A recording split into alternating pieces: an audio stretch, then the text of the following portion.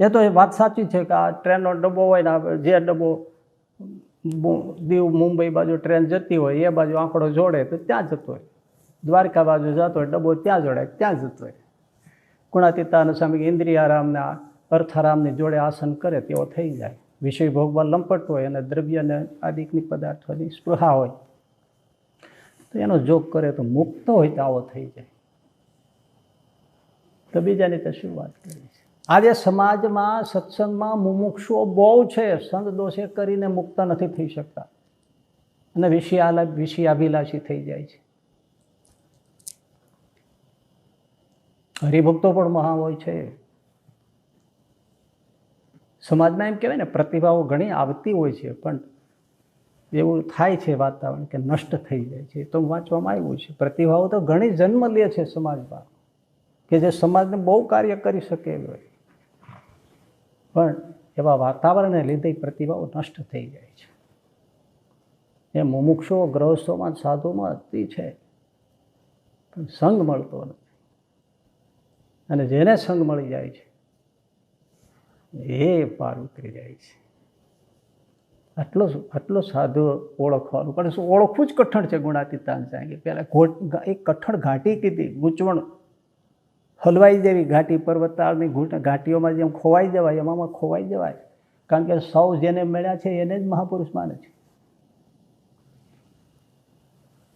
એ બહુ કઠણ છે. એમ વિષયોમાં રાગ ટાળવો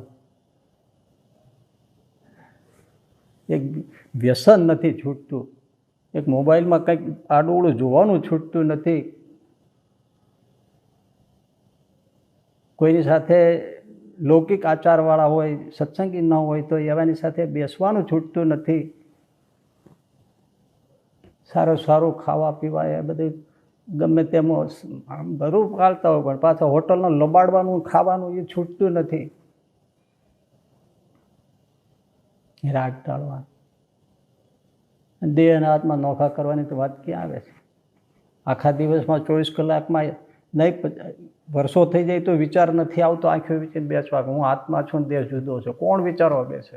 ગુણાતીતાન સ્વામી કે છઠ્ઠી માનસી પૂજા કરવી કે હું અક્ષર છું દેહ નથી. તો કોણ આંખો મીચીને બેસે?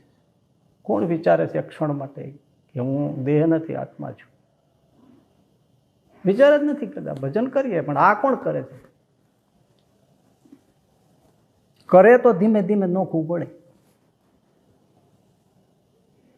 અને આવું વિચારજો, હાવ સાચું કહેજો કે તમે રોજ એક માનસી પૂજા કરજો કે હું આત્મા છું, હું અક્ષર છું, હું આ દેખાય દેહ, આંખ, હાથ, પગ, આ તે મન, બુદ્ધિ, ચિત્ત, ઇન્દ્રિયો એ હું નથી.